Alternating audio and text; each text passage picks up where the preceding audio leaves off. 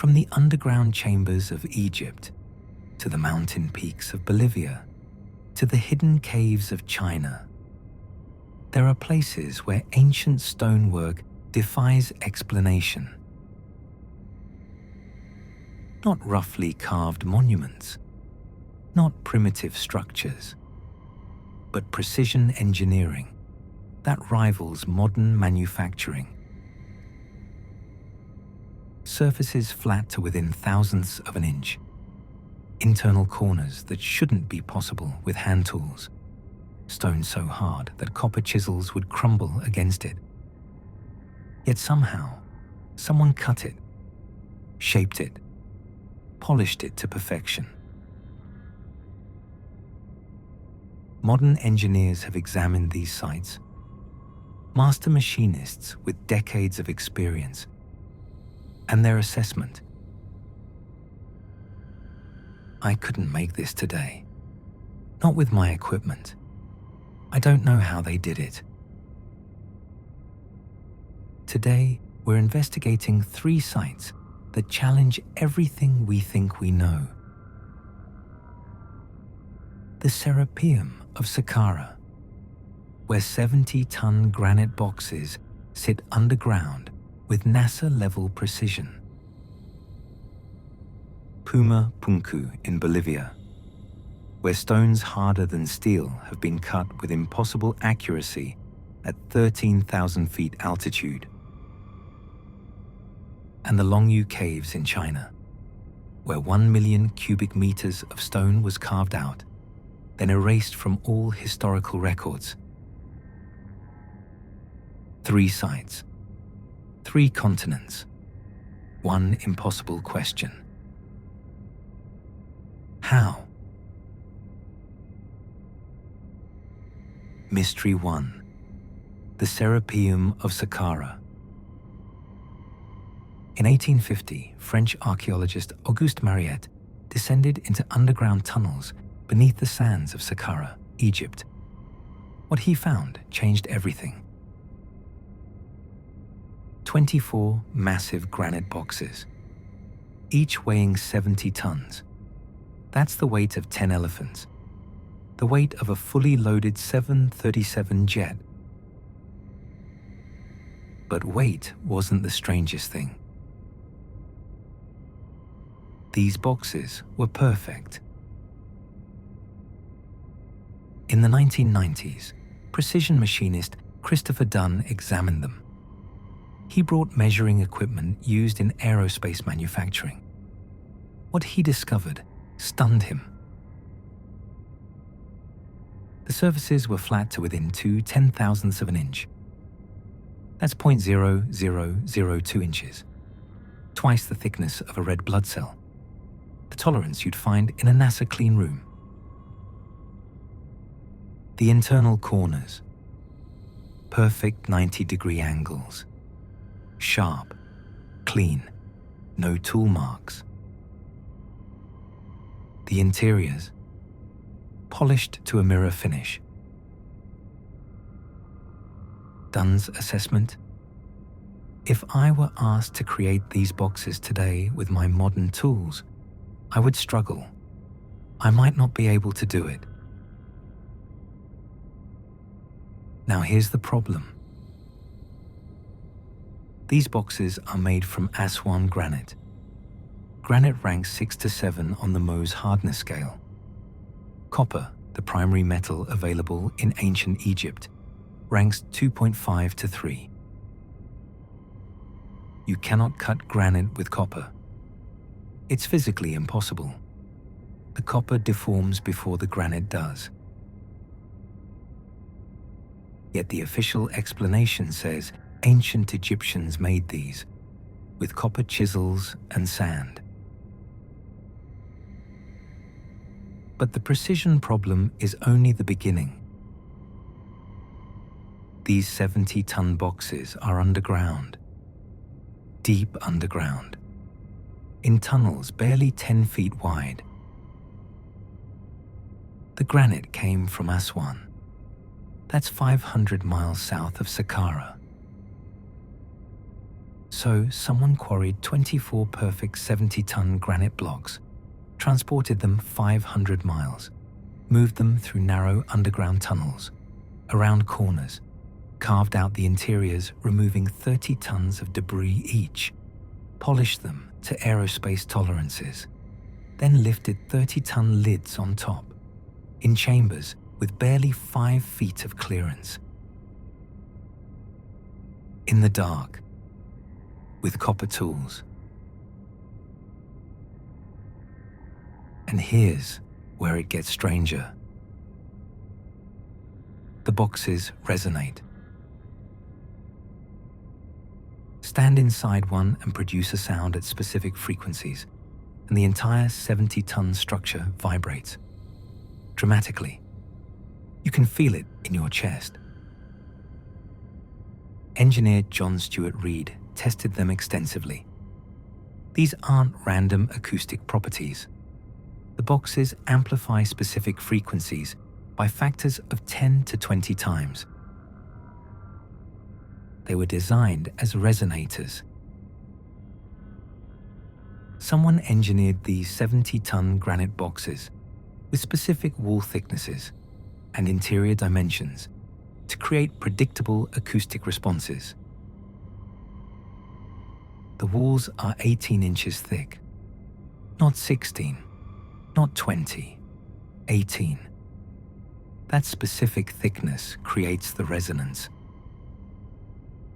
So these aren't bull sarcophagi as officially claimed.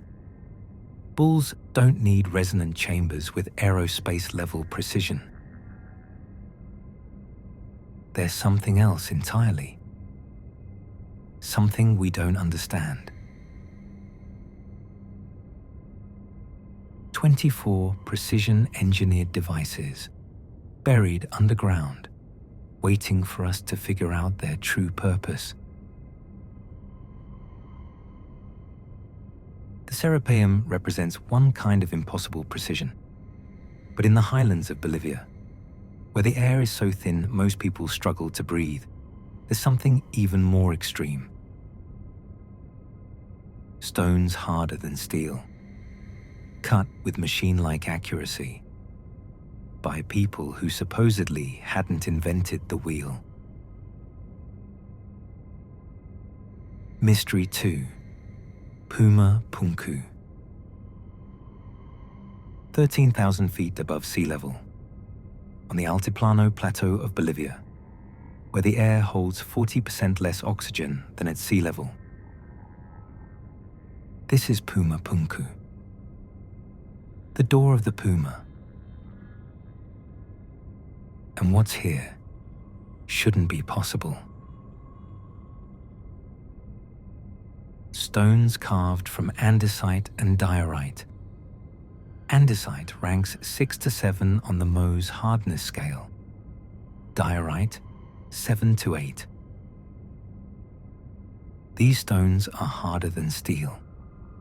Steel ranks about 4 to 4.5.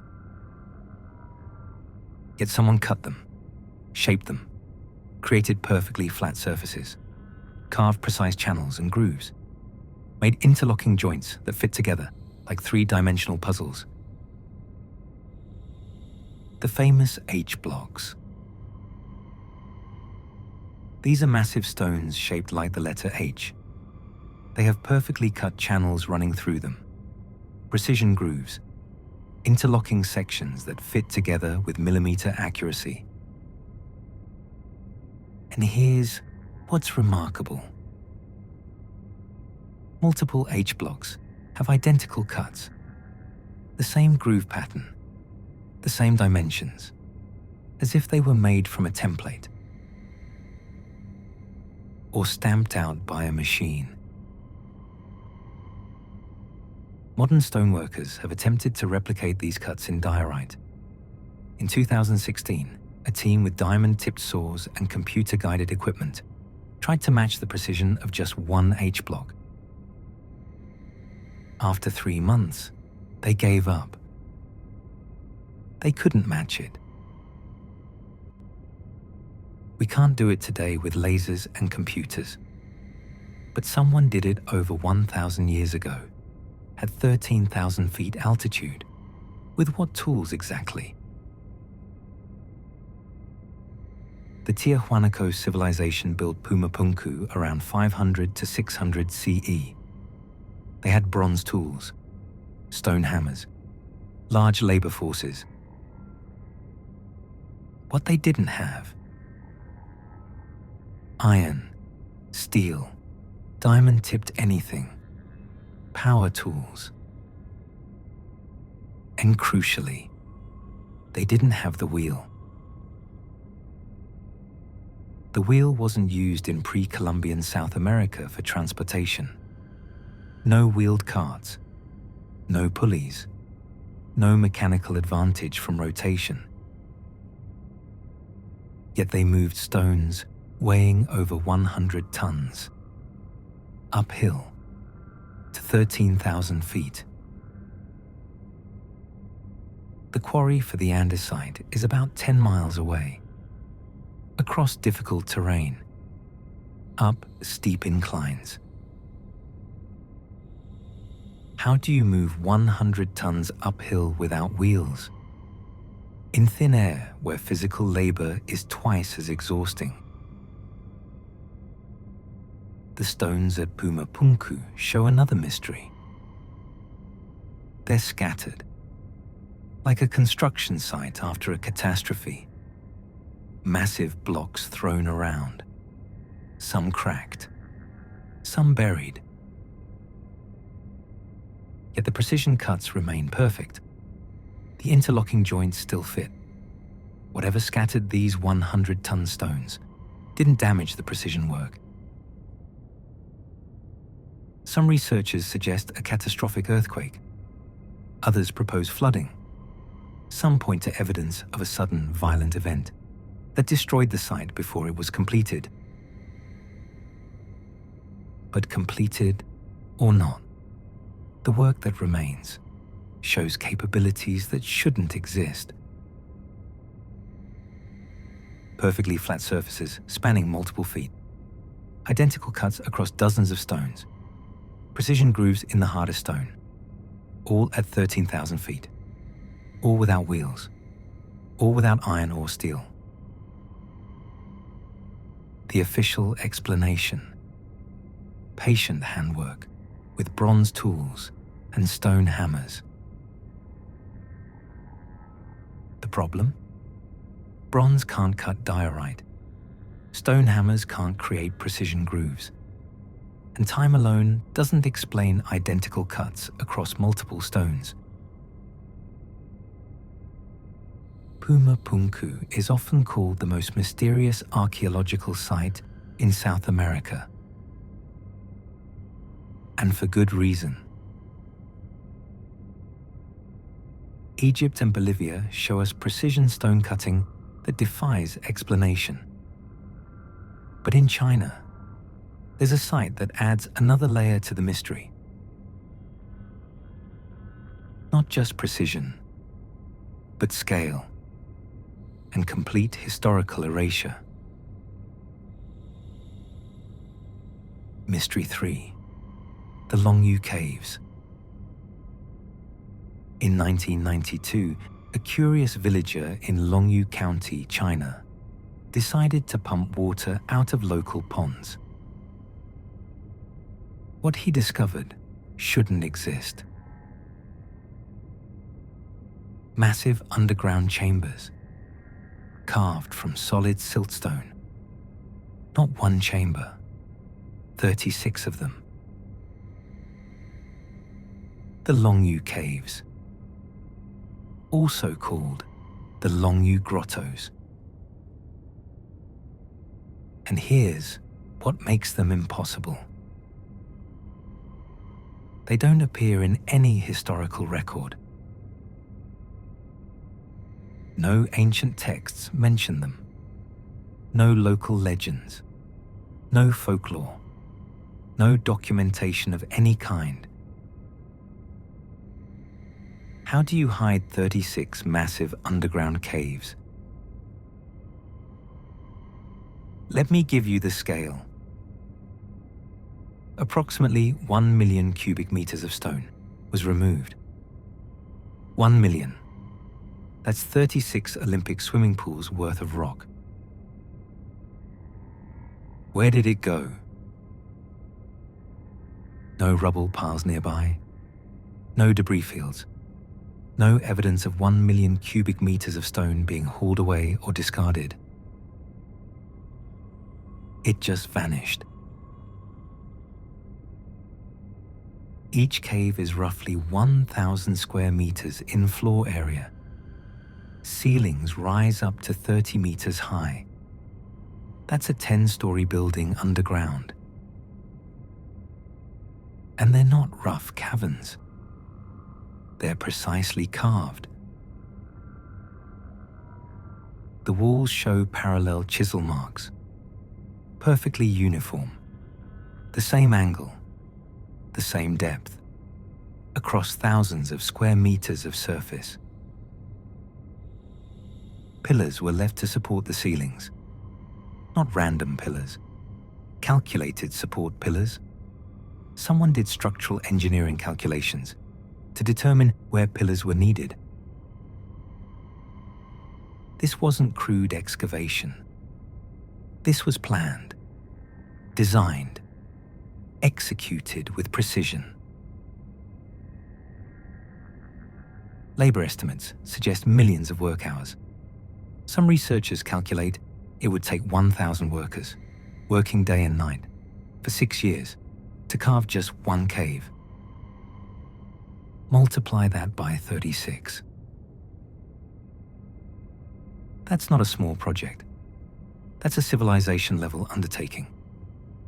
It requires massive resources, extensive planning, thousands of workers, decades of effort. And yet, nobody wrote it down. China has one of the most extensive historical records of any ancient civilization. Thousands of years of documented history, detailed records of construction projects, records of emperors, dynasties, wars, floods, droughts. But the Longyou Caves, nothing. Complete silence. Dating the caves is difficult. Without organic material or inscriptions, researchers can only estimate based on tool marks and style. Current estimates place them somewhere between 2,000 and 2,500 years old. But those are guesses. They could be older. They could be much older. The purpose is equally mysterious. They're too elaborate to be simple storage. They're too large to be tombs. They show no signs of being living spaces. Some researchers suggest they were refuges, places to hide during invasions or natural disasters. Others propose ritual or religious purposes, underground temples or ceremonial spaces. Some have suggested they were mining operations. But mining for what? And why the precision? And where are the minerals or metals that were supposedly extracted? Every theory has problems. Every explanation leaves questions unanswered. But the biggest question remains. How do you erase 36 massive caves from history? This isn't a small monument that could be forgotten. This isn't a single building that could collapse and disappear. This is 36 enormous underground chambers representing decades of work by thousands of people. And somehow, it was completely erased from the historical record. No texts, no legends, no oral traditions. Until 1992, when a curious villager started pumping water and accidentally rediscovered what might be one of the most significant archaeological mysteries in China. 3 sites, 3 continents, 3 impossible mysteries. In Egypt, 24 granite boxes with aerospace-level precision, buried underground, designed to resonate at specific frequencies, created with tools that shouldn't be able to cut granite. In Bolivia, stones harder than steel, cut with machine-like accuracy, transported uphill without wheels, to 13,000 feet, where breathing itself is difficult. In China, 1 million cubic meters of stone, carved into 36 precision chambers, then completely erased from thousands of years of detailed historical records. The common thread: precision that exceeds what we'd expect from the supposed technology of the time, scale that suggests massive organization and resources, and missing evidence. Missing tools, missing records, missing debris, missing explanations. Mainstream archaeology offers patient handwork and lost techniques as explanations. But those explanations don't address the precision measurements. They don't explain identical cuts across multiple stones. They don't account for the complete historical erasure. So we're left with questions. Are our timelines wrong? Were these sites built by earlier, more advanced civilizations that we don't yet understand? Did ancient peoples possess knowledge and technology that was later lost? Or have we simply underestimated what human ingenuity and determination can accomplish? The truth is, we don't know. What we do know is this: these sites exist. The precision is measurable. The scale is undeniable. And our current explanations don't fully account for what we're seeing. Perhaps that's the most important thing.